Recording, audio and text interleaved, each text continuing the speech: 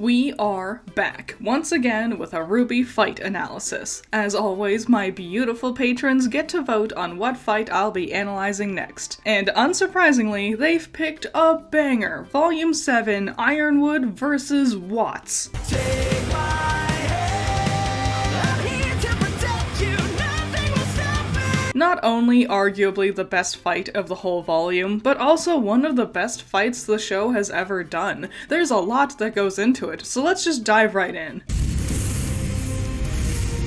First off, incredible opportunity to use the amazingly cool set piece Amity Coliseum again. In Volume 3's commentary, Miles and Carrie lament the fact that they had planned a fight with Sun and Neptune versus Pyrrha and Nora, where they'd be using the anti-gravity a lot throughout it. Unfortunately, the fight had to get scrapped, and the most we got to see of this anti-gravity terrain was these ominous blocks floating behind Penny. Being able to resurrect that idea now is so cool. I adore the parallels of the two men readying their guns. First of all, we've never had a fight where the combatant's only weapon is, it's also a gun, but only the gun. It's so interesting seeing a straightforward shootout in RWBY. Also, I like how Watts points his gun directly at his enemy, but Ironwood points his gun away. A nice subtle detail that tells us Watts' combat style is direct, and Ironwood's combat style is a bit more creative. 19. Also, two things. First, seeing Ironwood using his gun's force to launch himself up towards Watts is just the kind of momentum coolness you'd expect from RWBY. Also, it's important to note that he seems to be using gravity dust in his gun, based on the purple color and the slight distortion around the flare of the bullet, which is probably the in-universe explanation on how one bullet can launch an absolute unit like Ironwood. Second, Watts counting his bullets. Again, a unique quirk to his combat style that we only get to see here. The fact he's planning out every attack down to the individual bullet. The fact that he's keeping count even in the middle of the fight. No other character does that, and it helps to give Watts something special and different from the rest of the cast. As we learn, Watts knows he should stay well out of arm's reach of that heavy metal haymaker. Ironwood adjusting his direction in mid-air with his bullets is also a nice touch. This video is going to be a ton of praise, but I do have a bit of a gripe. I think the blues and blacks in Ironwood's uniform tend to get lost on top of the similarly colored background. His jacket is white, so his person is still clear and visible at all times, but his legs just sort of become white noise at times. Watts' solid gray suit is similar in this regard, but I think it's a bit more noticeable with Ironwood because he moves his body a lot more. Ironwood comes flying in, and he actually fires his round to adjust his direction before Watts even starts to fire his gun again. It's a nice touch that Ironwood sees this opening and takes action before the enemy realizes it. He is a general after all. He startles Watts and bounces in to do a massive hero punch and just barely misses Watts. Homeboy probably crapped his pants, that was too close. Ironwood, as he's standing back up, tosses his gun into the air and re-catches it with his other hand. Watts tries to aim his gun in this time, but is a tad too slow, and has to instead backpedal away from Ironwood's attack. Going for the throat, jeez. Ironwood does not mess around. Watts wasn't fast enough to avoid the gut punch, though. Look at this lanky man. Look at this broken stick and bent out of shape man.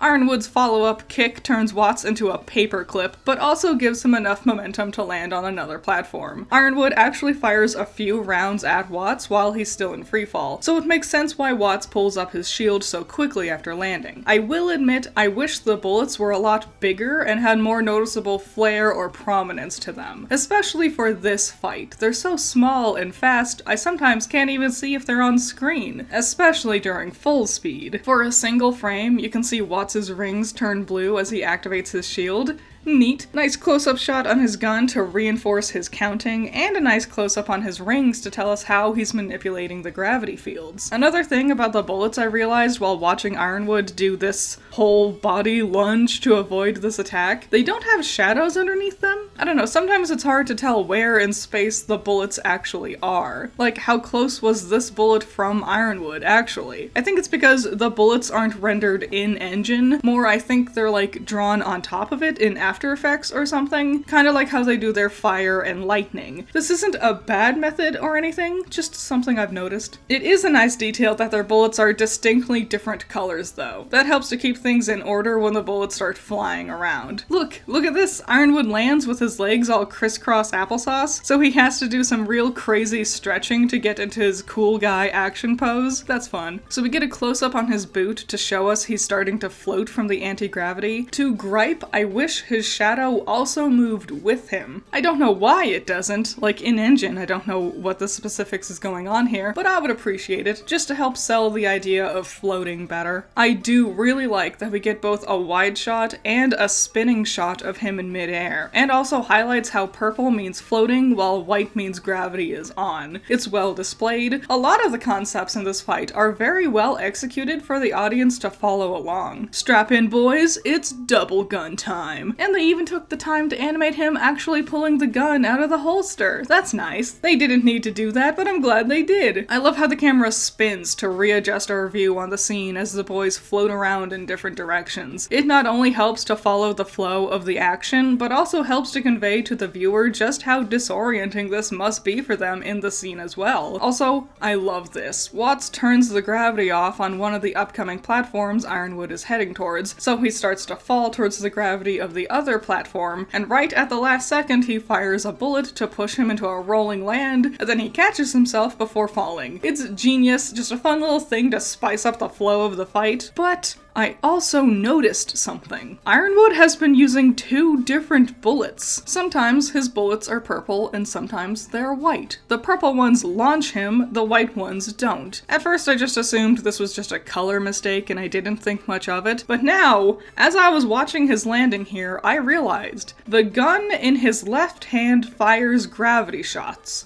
The one in his right hand fires normal wind bullets. In fact, if we rewind and go back to the start of the fight, Ironwood unsheathes Lefty and fires the gravity round to get into the air. But then here, before the chase after Watts, he unsheathes Lefty again. Remember, I just talked about how it was nice animation and that they didn't need to do that. But then, when did he sheathe Lefty between these moments? Well, actually, we can see it on screen. Right here, when Watts is flying across to the next platform, we can see Ironwood unsheath Righty, and this is the first time we start to see the white bullets coming from him too. The 2 different guns have different kinds of bullets, and I've never realized this before. This is so actually cool. I appreciate that Watts' rings make a really loud, distinct noise every time he uses them. Since they're relatively small, it's nice having an audio indicator telling us when he's using them to manipulate the field. As we get this wide shot, we can actually see that Watts' first platform has faded away by the time Ironwood makes it, but he just hurls himself super far and has time to get to the next platform. Watts has really long legs. These platforms are not near each other. Ironwood can really move if he wants to. To nitpick, in the wide shot, there are 2 platforms between Watts and Ironwood. In the follow-up, there's only 1. I know, this is a real CinemaSins-ass little detail. Yes! Hero, the song that plays during this fight, is amazing. It's awesome they actually got Caleb to do a song for the soundtrack. His voice is so clear and beautiful, yet also heavy and dramatic, a perfect fit for Ironwood, and they time it up so well with this moment. It's not just one thing to have a cool song layered over a fight. When things line up with each other, it just makes it all chef's kiss. I love how the camera spins around Ironwood here as he gets up onto the platform. Long one-takes are always cool, and it helps to make the flow of the battle easier to follow, especially in such a twisted up, confusing area like this one. Except, what's that I see? Yeah, Watts is just straight up not layered properly here. It's actually on screen for so long, too. That's really funny. I can't believe I've never seen this before. Learning lots about this fight today, huh? Ironwood also does an absolutely ludicrous one-handed front flip to get himself onto the next platform. So both men are now upside down, but with the movie magic, we can just turn this upside down and bam, there we go. We can see it the right way it's supposed to be. Flipping it doesn't actually reveal anything new to us, Watts, except it makes it more clear how goofy Ironwood's run is here. He's just got terrible rhythm. A sprinter he ain't, apparently. So Watts is a smart man. We can all agree to that. I will say, rolled a nat 1 on how to use a shield here, though. Homie, the shield goes in front of your body, not behind it. He does still manage to hit Ironwood right in the shoulder, and it weakens his aura. 1 bullet. I admit he's been bouncing into walls and stuff, but still, a single bullet is all it took. Ironwood jumps up directly in front of him, and Watts takes this opportunity not to shoot at the man, but instead to goof up his gravity. It's like I said in the beginning, he's really straightforward. He can really only think of doing combat one thing at a time. Firing and goofing up the gravity simultaneously doesn't occur to him. It's kind of like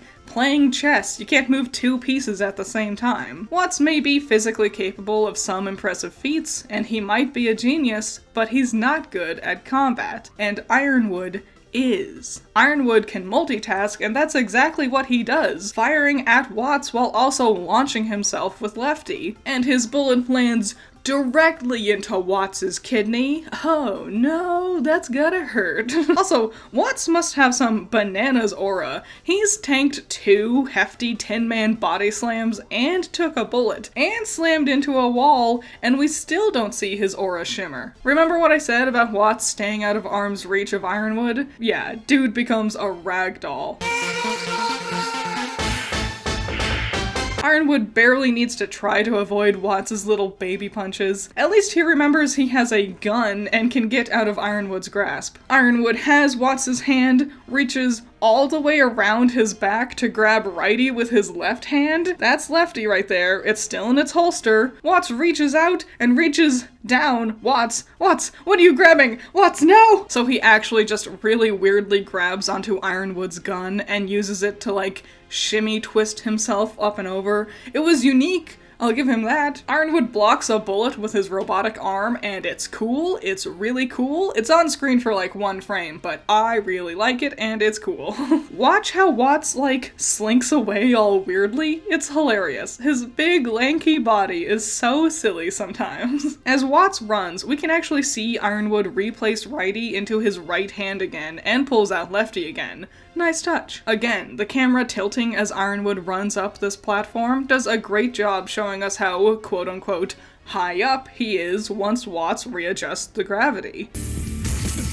Lefty, no! It's weird. Watts' bullet there was both orange and blue. None of his bullets have been blue in this whole fight before. Maybe they were originally blue to match the design of his gun, but then they changed to orange because it popped more with the backgrounds, and maybe they just left this blue one here by mistake? His casual hand motion to change the gravity? So cool. What a cool guy. So cool. The animation on Ironwood is also really, really good. It perfectly sells the idea of gravity changing beneath him, and how he barely has enough time and strength to push himself to grab the ledge. And it makes sense why he can't launch himself around anymore either, because Lefty is gone. Lefty was the one with the gravity bullets. Amazing. Such a well thought out element for this fight, and it's shocking how incredibly subtle it is. I kinda wish we got a scene where Ironwood explains his different guns to set up this fight and its parameters beforehand, because it's so well done. Or, like I said, make the bullets bigger and brighter and really distinct with different sound effects to better sell the idea of the different dust types in the different guns. You went through all this effort to make this really smart element for this fight. Show it off more. Highlight it more. Ironwood sees there's no way he can catch up to Watts, who seems to have expected Ironwood to still be right behind him, based on how he looks at the fire explosion and the confusion on his face when he doesn't see a melting corpse emerging from it. I do kinda wish we saw how Ironwood got over there. It's not like it doesn't ruin the fight, but it does feel a little convenient to have him just suddenly pop up behind Watts somehow. Now, finally, after all those hits and the bullet he took, now Watts' aura shimmers. That dude's got a lot of HP. As he turns around, his bullet is blue again. I wonder why. They clearly put so much care into Ironwood's bullets to make sure that different guns fired different things. It's weird that suddenly Watts' gun is firing ice rounds instead of the flame ones we've exclusively seen him doing. Ironwood shooting away the ice is really, really cool. There's a lot of really awesome hero shots, glory moments, moments, big action poses, and dynamic elements being thrown into the mix. It's a really creative fight. They run at each other, their bullets miss, except for one time they crash into each other in midair. That was fun. They launch at each other, and if you didn't know any better, it might look like they're diving in for a big ol' hug. So then, a lot happens here. They both grab onto each other's hands. Ironwood lets go to punch Watts. Watts then headbutts Ironwood. Watts lets go to turn the gravity back on, and they both fall onto it. All the while, the song in the background was singing "Take My Hand." Just lots of fun, given their weird mid-air hand-holding fight. The follow-up line is also, "I'm here to protect you, nothing will stop me," and that gets lined up with Ironwood getting the upper hand and grabbing Watts. Very fun. Timing these lines up with these actions, super fun. I love it when fights do this. Watts' ankles have broken. Here, before he changes the gravity to try to escape, lanky dude's whole ankles are broken.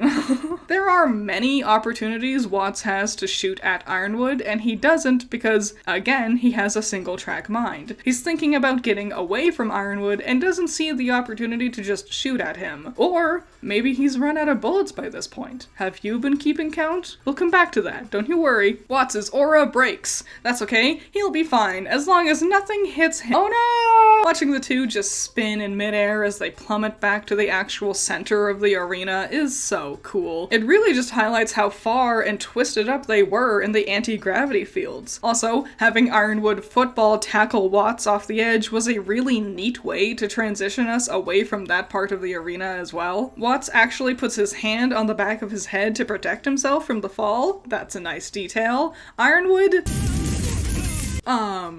doesn't, so the fight momentarily pauses because Watts needs to evil monologue a bit. I like this. It's a nice time to slow things down for the action, I'd say. And also it's a good emotional moment for Watts and Ironwood to get a little personal here. And also, Watts does still try to fight between bursts of sentences. Watch him just bonk Ironwood's face, like, bonk. Watts being the main one to charge towards Ironwood is actually really neat. He's spent the whole fight running from Ironwood, so for his emotions to get the better of him and he willingly closes the distance to initiate combat again shows how shaken up he really is here. But, tit for tat, he's just not nearly as powerful as Ironwood, and we can see that once Ironwood takes charge in the next round of strikes. So Watts has to once again fall back and rely on his strategy, his own strengths. I suppose in this instance, my brains and your brawn are evenly matched. But unfortunately for him, Ironwood calls his bluff. You're smart, but you're not the only one who can count. Yeah, I can count too. In fact, let's go through the fight and keep track of Watts' 19 supposed bullets. So technically, I think he has 2 bullets left, but it might also be 3. I counted this moment as a double bullet rather than an animation error, which would line up with what Watts says, because right before this he says 10, and then after this he says 7, implying 3 bullets were fired here, I think. The part that gets tricky is between 11 and 10. Let's actually just count with Watts as we get up until then, and then you'll see what I'm talking about. 19, 18, 17, 16, 15, 14, 13, 12, 11, 10? Where does 10 come from? I double-checked this like 5 to 6 times. He does not fire any other bullets, so he should be on 11 here. Okay, but what if we keep up with his 10 count? Okay, 9, 8, 7, 6, 5, 4, 3, 2, 1. He should still have 1. And even now, I'm shaky on this. Was this one actually 2 bullets or 1? What happened to the missing bullet between 11 and 10? He should still have at least 1 more bullet. At most, he would have 3. If I'm wrong, please let me know in the comments. I've rewatched this whole fight counting these dang bullets too many times. But let me know. I really would love it if you could, like, point this out if I am wrong. So anyways, back to the end of the fight. Watts throws his gun, grabs Ironwood's hand, lots of hand holding in this fight, now that I think about it, and somehow this tiny stick figure of a man is able to drag Ironwood's metal ass all the way over to trap his arm in the middle of a hard light barrier made by Watts's rings. Honestly, Incredible. This conundrum Ironwood finds himself in was really nail-biting, and the incredibly painful decision to basically sacrifice his arm, the only flesh arm he has left, meaning he has to get another robotic replacement? Incredible. It's this feat that makes me wonder how Ironwood got his other robotic limbs. How many times has he sacrificed his own bodily health in order to stop a bad guy? Say what you want about how he turned out in the end, but we can't deny that he's a fascinatingly interesting character. His actions here more than prove that. What? And then he saves the day by actually choke-slamming Watts into the ground and dragging him over to the edge of a fiery death pit. I would say maybe these actions hint towards Ironwood's villainous turnaround in the future, but if the internet is anything to go by, then heroes can do whatever they want to physically hurt or threaten a bad guy, and they can get away with it, because they're good guys. Right, Tyrion? You bitch! And that's the end of the Ironwood and Watts gravity fight. Hooray! I'm actually super glad I did this. Not only is it just a great battle to watch again, but I learned so much I never realized. I hope you had fun too. If I missed anything, please let me know in the comments, especially that bullet counting thing. I was going crazy. As always, my patrons get to vote on which fight I'll be covering next. So if you want the chance to choose what I'll end up analyzing next time, consider becoming a patron. I'd really appreciate it. Shout out to my $10 patrons, you're all amazing. Andrew, Valhalla Knight, Chamomile, Classy Critic, Genital War Thunder, Jake, Amber, Hype Man, Scaring Crows, Not All That Evil, Holly, Messiah, Jacob, Ben's Sketchbook, Rain, Omega Fighter, Trash, Wild Pilot, Josh, Twisty, Juan, Bunkin Duncan, Hoodie Angel, Ranger, Hut Mutt Butt, Cloudy Days, The Enigma, Primaroon, Overhypen, Curse Knight, Plague, Unspoken, Tyrene, and Thanos. So yeah, I hope you had fun. I had a great time. Learning that Ironwood uses 2 different bullets and they're like in the 2 different guns, crazy. Watts like layered improperly that one time, crazy. So much fun, great fight. Counting the bullets was insane, so please let me know. I really wanted to like get it right, but I swear I'm missing one. Like, one is missing. Anyways, like I said, if you want a chance on voting on what I end up analyzing next time, please consider becoming a patron. There's a vote every month for an upcoming video topic, so if you want a chance to vote on whatever I end up doing, not just Ruby analysis videos, go ahead and consider becoming a patron. I'd really appreciate it. Any and all thoughts and opinions, leave them in the comments below. I would love to see them. I'm gonna do something a little bit different next time, so that'll be fun. And I hope you had fun. I hope you enjoyed. Thanks for watching. I'll see you in the next one. Bye-bye.